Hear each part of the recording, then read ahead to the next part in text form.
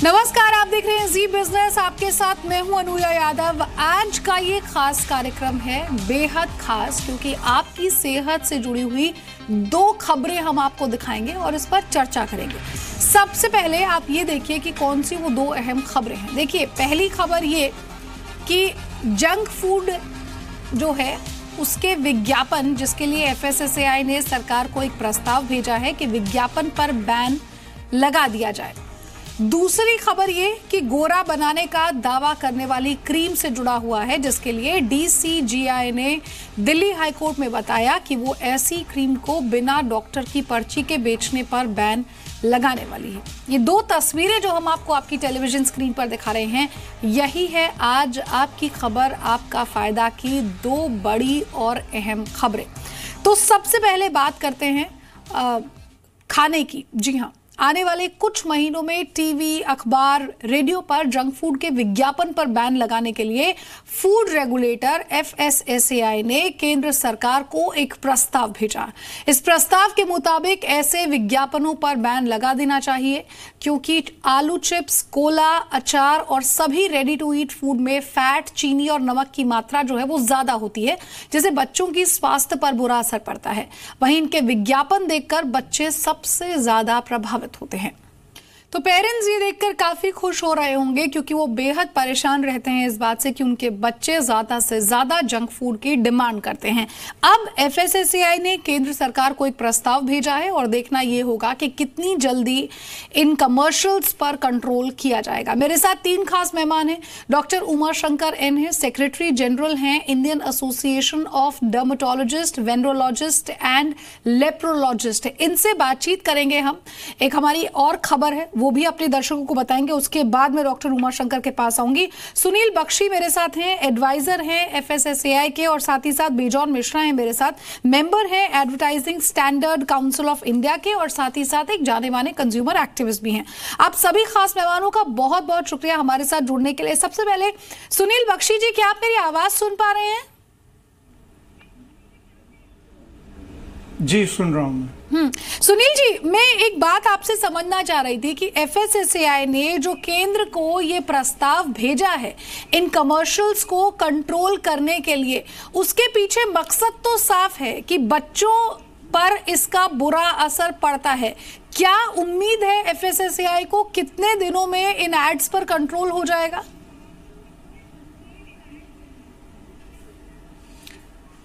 ये जो अभी प्रपोजल हमने भेजा है, एक्चुअली ये हमारा एक लेबलिंग रेगुलेशन है जो रिवाइज कर रहे हैं हम इस स्टेज पे। तो हमारा रेगुलेशन जो है वो एक्चुअली एक प्रोसेस होता है पूरा उसको नोटिफाई करने का। पहले उसको ड्राफ्ट नोटिफिकेशन होता है, उसके बाद उस पे स्टेक होल्डर्स के कमेंट्स लेते हैं हम, और कमेंट्स को कंसिडर करने के बाद ही उस रेगुलेशन को फाइनलाइज किया जाता है और फिर उसको फाइनली नोटिफाई किया जाता है। तो ये जो ड्राफ्ट रेगुलेशन अभी नोटिफाई होगा, ये ड्राफ्ट स्टेज पे है और इसको फाइनल करने में और इम्प्लीमेंट करने में 6 से 8 महीने का टाइम लग सकता है। सर, मैं ये समझना चाहूंगी एक बार कि जो प्रस्ताव आपने भेजा है उसमें क्या लिखा हुआ है कि बच्चे उस कमर्शियल का हिस्सा नहीं होना चाहिए, या फिर ये जंक फूड कंपनियां प्रमोशन नहीं कर सकती हैं? नहीं, उसमें जो प्रपोजल है वो ये है बेसिकली कि ऐसा फूड जो है, जो junk food, high fat, sugar, salt and high fat food है, उसको बच्चों को एडवर्टाइज न किया जाए। ये प्रस्ताव रखा गया है उसमें। ठीक है। बेजॉन भी हमारे साथ है। बेजॉन, सबसे पहले क्विक रिएक्शन आपका इस खबर के ऊपर। जाहिर तौर पर अच्छी खबर है, लेकिन अब देखना ये होगा कि केंद्र इस पर कितने दिनों में एक्ट करती है, क्योंकि बच्चों की हेल्थ से जुड़ा हुआ मामला है। इसलिए जितनी जल्दी हम ज्यादा एक्ट करेंगे उतना बेहतर होगा उनके लिए। अनुनिया जी, बिल्कुल सही आप कह रहे हैं। 2008 से जब से फूड सेफ्टी अथॉरिटी बना, जब food safety and standards law बना 2006 में और 2008 में अथॉरिटी बनी और 2011 से रूल्स भी बन गए, तब से हम लोग ये चाह रहे थे कि ये रूल्स जल्दी से जल्दी बने, क्योंकि विश्व भर में सॉल्ट, फैट और शुगर को लेकर, उसके मात्रा को लेकर एक स्टैंडर्ड बन रहा है ताकि वो लोग इसका कंजम्पशन को कम कर लें, और इसका एडवर्टाइजिंग पे भी रोक होनी चाहिए। जैसे आपने ओपनिंग रिमार्क्स में कहा है कि जंक फूड हर एक व्यक्ति के लिए सही नहीं है, केवल बच्चों के लिए नहीं। और ये भी देखा गया है कि जो एडवर्टाइजमेंट्स होते हैं वो बच्चों को टारगेट किया जाता है as a kind of a beneficiary. तो बच्चों को टारगेट करके इस ढंग के जंक फूड को बेचना, और जिस ढंग से रेगुलेशंस में कमी है हमारे देश में, मिसलीडिंग एडवर्टीजमेंट या डिसेप्टिव एडवर्टीजमेंट या अनट्रूथफुल एडवर्टीजमेंट को लेकर हम समझते हैं कि ये जल्दी से जल्दी सरकार को लाना चाहिए इसके रेगुलेशन, इस पे देर नहीं होना चाहिए। क्योंकि यदि वो कह रहे हैं कि वो लोग प्रपोजल भेज दिया है नोटिफाई करने के लिए, draft notification for public comments, तो अब ये 8-9 महीना जो प्रक्रिया लगता है, इतना देर नहीं होनी चाहिए। इसको जल्दी से जल्दी फास्ट ट्रैक में लाना चाहिए, क्योंकि ये लोगों की सेहत के इन्वॉल्व हैं, और बिकॉज ये सेहत को लेकर इन्वॉल्व हैं, ये बिल्कुल फास्ट ट्रैक होनी चाहिए, जल्दी से जल्दी हो जाना चाहिए। ये ऑलरेडी हम लोग देर कर चुके हैं और कई लोग पीड़ित हो गए हैं। हमारे साथ यहाँ पैनल में डॉक्टर साहब भी है, I am sure doctor will tell you कि कितने हानिकारक हैं इस ढंग के फूड, और किस ढंग से ये पॉपुलर हो रहा है हमारे देश में, जहां पर हम लोग को सबको मालूम है कि इसका कंजम्पशन को बिल्कुल रिस्ट्रिक्टिव करना चाहिए। इसका एडवर्टाइजमेंट तो टोटल बैन कर देना चाहिए। बिल्कुल। डॉक्टर उमाशंकर, क्योंकि आप इंडियन एसोसिएशन ऑफ डर्मेटोलॉजिस्ट से जुड़े हुए हैं, मैं अगली खबर पढ़ूं उससे पहले सर, एज अ डॉक्टर मैं आपसे समझना चाहूंगी कि अगर बच्चे इस जंक फूड का सेवन करते हैं तो उनकी स्किन पर, उनके हेल्थ पर, उनके स्टमक पर किस तरह का असर पड़ सकता है अगर ज्यादा मात्रा में, अगर कंट्रोल ना रखा जाए जंक फूड पर? तो See, having this kind of junk food, particularly with the preservatives, there is a chances of more of toxins and also allergic reactions, urticaria. These are all the various things that we are encountering in our practice, and ultimately patients will develop, particularly the adolescent age group people will develop the weight gain, and that leads to obesity, and that leads to hormonal changes, and that ultimately can lead to acanthosis nigricans and multiple other factors on the skin like hirsutism and acne, or these are the various things it can impact. बिल्कुल। तो ये जो खबरें हमने आपको दिखाई और जो हमारे मेहमानों ने बातें कही, उससे एक बात तो तय है कि एफएसएसएआई ने जरूर यहाँ केंद्र को एक प्रस्ताव भेजा है और केंद्र सरकार भी इस पर अमल करेगी बहुत जल्द, उम्मीद यही कर सकते हैं। लेकिन एज अ पेरेंट आपको ये बात समझनी होगी कि हेल्दी ईटिंग हैबिट आपको अपने बच्चों में कम उम्र से ही डालने की जरूरत है, ताकि इस तरह के कमर्शियल्स, इस तरह के एडवर्टीजमेंट्स आपके बच्चों को अपनी तरफ ज्यादा से ज्यादा अट्रैक्ट ना करे, और उनके आउटसाइड फूड पर, जंक फूड पर आपको थोड़ा सा कंट्रोल रखने की ज्यादा जरूरत है। आज की एक और अहम खबर है, वो भी आपको बता देते हैं। देखिए, ये खबर खासतौर पर महिलाओं के लिए है। गोरा बनाने का दावा करने वाली जो क्रीम्स हैं, उनको खरीदने के लिए आपको जल्द ही डॉक्टर की पर्ची लानी होगी, यानी कि डॉक्टर के प्रिस्क्रिप्शन की जरूरत आपको होगी। डीसीजीआई यानी drug controller general of India ने दिल्ली हाईकोर्ट में बताया कि वो 2 हफ्ते के अंदर इससे जुड़ी गाइडलाइंस तैयार कर देगी। नए नियम के मुताबिक एंटीबायोटिक और स्टेरॉइड मिक्स वाली ऐसी 14 तरह की क्रीम्स की ओवर द काउंटर लिस्ट से उन्हें हटा दिया जाएगा। इसकी जगह इन्हें शेड्यूल एच में शामिल किया जाएगा, जिनमें दवाएं शामिल होती है। यानी कि ऐसी क्रीम खरीदने के लिए डॉक्टर की पर्ची आपको जरूरत पड़ेगी उसकी। दरअसल डर्मेटोलॉजिस्ट की ओर से लगातार शिकायतें आ रही थी कि कुछ कंपनियां बिना मेडिकल गाइडेंस पूरा किए एस्ट्रॉइड बेस्ड क्रीम मार्केट में बेच रही हैं, और इसके गलत इस्तेमाल से यूजर को गंभीर परेशानी यहां पर हो सकती है। तो एसोसिएशन ऑफ डर्मेटोलॉजिस्ट, वेनरियोलॉजिस्ट एंड लेप्रोलॉजिस्ट ने एक अर्जी दी थी कि गोरा बनाने वाले, दांत खाज, खुजली और फंगल इन्फेक्शन में काम आने वाली जो स्टेरॉइड वाली क्रीम होती हैं उनकी खुली बिक्री पर पाबंदी लगाई जाए। और इसी के बाद डीसीजीआई ने कोर्ट को गाइडलाइंस बनाने का भरोसा भी यहां पर दिया है। डॉक्टर उमा शंकर, सबसे पहले तो ये बताइए सर, ये शेड्यूल एच क्या है और क्या अब जो normal anti ageing creams, face creams, गोरा होने वाली क्रीम्स हम बाजार में खरीदते हैं, जिनके कमर्शियल्स भी हम टीवी पर देखते हैं, क्या हम उन्हें नहीं खरीद पाएंगे अब? और उसके लिए भी डॉक्टर की पर्ची की जरूरत होगी? या अनुया यादव, या डेफिनेटली शेड्यूल एच मतलब over the counter sales of drugs should not be done. That is हमारा लिस्ट ऑफ स्टेरॉइड्स है, वो टॉपिकल स्टेरॉइड्स, वो अभी मिसयूज़ हो रहा है। वो तो लोगों ने वो कमर्शियल वो केमिस्ट से वो लेके वो यूज़ करके वो विद इन 15 डेज, 1 महीने में फेयर होने के लिए वो मिसयूज़ कर रहे हैं over the counter, even without prescription. वो मत होना। वो शेड्यूल एच मतलब ये सब स्टेरॉइड्स ड्रग्स उसके अंदर हुआ तो OTC सेल नहीं होता है। वो हमारा मनवी है केंद्र में, केंद्र और DCGA से वो हम मन पत्र दिया है ऑलरेडी। सो आज कोर्ट में वो डायरेक्शन दिया है, तो ये सब स्टेरॉइड्स शेड्यूल एच में आना पड़ेगा। मगर ये एक इम्पॉर्टेंट आस्पेक्ट तो हमारा कंसर्न क्या है, तो वो शेड्यूल एच फुट नोट में है, तो ये सब स्टेरॉइड्स वो DCGA क्या डिस्क्राइब किया है, ये सब वो स्किन टॉपिकल क्रीम के लिए, स्किन के लिए नहीं अप्लाई होता है। वो हमारा कंसर्न है। वो नहीं हुआ तो हमारा इतना एफर्ट्स कर रहा हूँ 20 महीने से, पूरा वेस्ट होता है, डस्टबिन में होता है हमारा एफर्ट्स।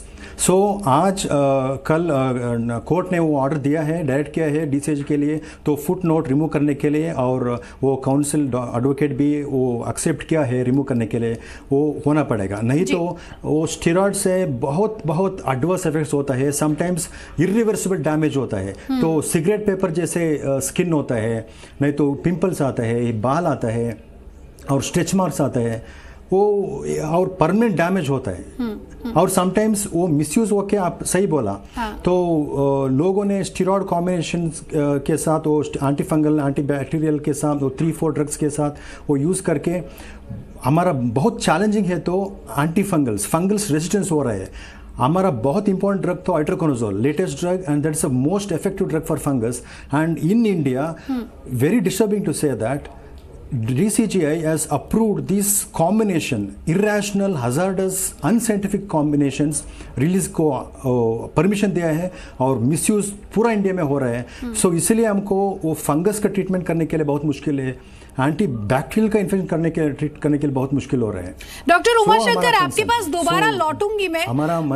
कुछ लोगों से हमने बातचीत की और 1-2 सवाल भी मेरे मन में आ रहे हैं, उनका जवाब आपसे चाहूंगी, लेकिन उससे पहले हम अपने दर्शकों को बता दें कि हमने अहमदाबाद में कुछ महिलाओं से बात की, उनसे समझने की कोशिश की कि वो क्या सोचती हैं फेयरनेस क्रीम्स को लेकर। सुनिए क्या कुछ कहा उन्होंने। अभी तक तो पता नहीं था, बट ये सब सुनने के बाद पता चला कि इतना डैमेज करता है स्किन को, कि अंदर के लेयर तक डैमेज होता है स्टेरॉइड से। तो अब हम लोग अवॉइड करेंगे कि स्टेरॉइड वाली दवाई डायरेक्टली लेने से। अब तक मैंने टीवी पे देख के, एड्स में देख के मैं अपने लिए क्रीम या वगैरह खरीदती थी, बट इससे कई तरह की जो क्रीम आती है उसमें 50% क्रीम ऐसी आती है इससे हमारी स्किन में प्रॉब्लम्स होती है, हार्मफुल होती है वो। बट मेरा खुद का ऐसा अनुभव है कि अब हमें कोई भी किसी भी प्रकार की क्रीम या कुछ भी इस्तेमाल करना हो तो एक बार डॉक्टर से कंसल्टेशन ले, उसके बाद इसका इस्तेमाल करें। It's a very good step if they are banning such products, but whenever we buy any product, हम कुछ भी खरीदते हैं, we buy it for the benefit of our skin। हम ये सोच के खरीदते हैं कि वो हमारी स्किन को अच्छा करेगा या एटलीस्ट कोई हार्म नहीं देगा, कोई नुकसान नहीं पहुंचाएगा। पहली बात तो अगर वो लोग को जैसा डाल रहे हैं तो उनको मेंशन करना चाहिए पीछे कि वो लोग क्या क्या डाल रहे हैं, ताकि कस्टमर को मालूम पड़े कि वो जो चीज़ यूज़ कर रहा है वो सही है कि नहीं। Actually I am hearing it for the first time, मुझे पता नहीं है, और ऐसा कुछ है भी तो उसके पैक के पीछे there should be mention, like whoever the producer is, probably mention करना चाहिए, तो होगा तो probably will get to know. लोगों की आपने बात सुनी होगी डॉक्टर उमा शंकर यहाँ पर। सर कुछ लोग थे मुंबई से जिन्होंने कहा कि आप जो क्रीम बेचते हैं या कंपनियां जो क्रीम बनाती हैं हम उन्हें खरीदते हैं उसके पीछे डिस्क्रिप्शन लिखा होना चाहिए। एक सवाल जो मेरे मन में आता है सर वो ये कि उस क्रीम के ऊपर, फेयरनेस क्रीम के ऊपर, फॉर एग्जाम्पल मैं फेयरनेस क्रीम की बात कर रही हूँ जो बहुत सारी महिलाएं जिसका इस्तेमाल करती हैं, उन्हें लगता है कि इससे उनकी स्किन बेटर हो जाती है। क्या प्रिस्क्रिप्शन उसके ऊपर लिखा हो क्रीम के ऊपर जिससे हम बचे और उससे हमें ये पता चल जाएगा कि इसके अंदर हार्मफुल स्टेरॉइड्स हैं?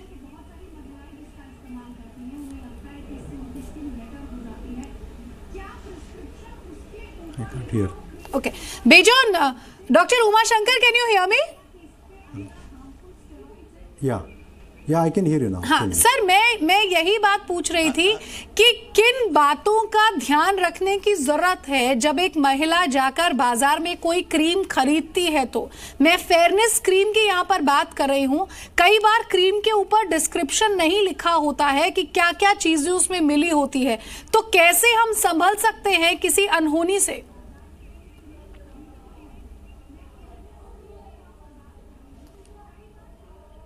डिस्कनेक्ट हो गए। ठीक है, डॉक्टर उमा शंकर से दोबारा कनेक्ट करने की कोशिश करेंगे। बेजॉन, आप कुछ कहना चाहेंगे इस पर? हाँ, अनोनिया, let us divide this into 3 divisions. 3 भाग में इसको किया जाए जी। पहला भाग ये है कि इस ढंग के दवाई इस ढंग के जो क्रीम्स हैं जो स्टीरॉयड बेस्ड है, इसका मैन्युफैक्चरिंग बैन होना चाहिए हमारे देश में। नंबर 1, ये तो अलाउ ही नहीं करना चाहिए, एक तो हानिकारक है। नंबर 2, शेड्यूल एच, मतलब क्या होता है कि वो दवाई बेगर प्रिस्क्रिप्शन का कोई खरीद नहीं सकता है। तो डॉक्टर के सलाह के बाद ही जब प्रिस्क्रिप्शन किसी को मिले तभी इस ढंग के क्रीम्स को आप खरीद सकते हो दुकान से। और आज हमारे देश में हम लोगों सबको मालूम है कि शेड्यूल एच कहिए या कोई भी जो प्रिस्क्रिप्शन वाली दवाई है वो आप ढर्रे से अपने से जाकर कभी भी कोई भी दुकान से खरीद सकते हो हमारे देश में, जो बहुत ही हानिकारक है। और इसके लिए हम लोग करीब 20 साल से इस पे लड़ाई कर रहे हैं कि जो दवाई बेचने वाले जो दुकानें होते हैं जहां पर ये सारे सामान बिकता है उनके ऊपर बहुत कड़ी जुर्माना लगाना चाहिए जो कानूनी है। बिल्कुल बेजॉन, जरूरत है इसी कानून की। और यही बात शायद डॉक्टर उमा शंकर कह भी रहे थे। Doctor Uma Shankar, can you hear me now? Sir मैं अपने दर्शकों को बता दूं कि अब मैं सवाल डॉक्टर उमा शंकर से अंग्रेजी में पूछ रही हूं और मेरा मतलब यहां पर यही होगा कि किस तरह से जब आप क्रीम खरीदते हैं तो किन बातों का ध्यान रखें, क्या प्रिस्क्रिप्शन उसके ऊपर पढ़े, अगर कोई हार्मफुल स्टेरॉइड उसके ऊपर लिखा हुआ है तो आप उसे ना खरीदें। Doctor Uma Shankar, I just want to understand that if a woman goes to a shop to buy a fairness cream, what is it that she should take care of, what the precaution should read that these are the harmful steroids and I should avoid buying this tube? Okay.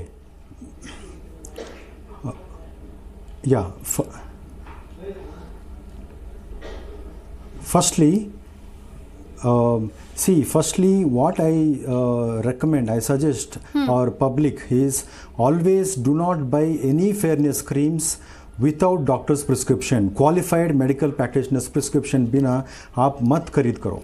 और in case if somebody gives you, in spite of that, in the composition make sure it do not contain the steroid names. Probably it has to be made public. All these schedule H drugs what we have put, like say beclomethasone, betamethasone, mometazone, clobetazone, all which ends with zone or desonide, these are all the steroids which they should never buy it. But I strongly recommend, please do not buy the medicines, fairness creams, so-called fairness creams from the medical stores without doctor's prescription. And today, very, very sad news is all these fairness creams are put up in the advertisement in the leading newspaper in the first page, and poor common man will not understand the difficulties or the problems which can encounter. So they cannot understand. It's our duty to educate them. Absolutely. Thank you so much, sir, for joining us on Zee Business. Thank you so much for explaining this to our viewers in such an easy language. मैं अपने दर्शकों को बता दूं कि doctor Uma Shankar जो हैं वो सेक्रेटरी जनरल है इंडियन एसोसिएशन ऑफ डर्मेटोलॉजिस्ट के, जो अभी इस समय आपको कह रहे थे कि आप किसी भी तरह की फेयरनेस क्रीम को बिना डॉक्टर की परमिशन के ना खरीदें। उन्होंने ये भी कहा कि कैसे मेन न्यूज़पेपर्स में बड़े बड़े आर्टिकल्स आते हैं जिन्हें देखकर आप जाकर क्रीम खरीदते भी हैं, और उनसे जरा बचें क्योंकि ये आपके लिए हार्मफुल हो सकता है। सुनील बख्शी जी, आपका भी बहुत बहुत शुक्रिया। Bejon thank you so much for joining us on Zee business. तो इस बुलेटिन में और इस खास पेशकश में मेरे साथ इतना ही। दीजिए इजाजत, नमस्कार।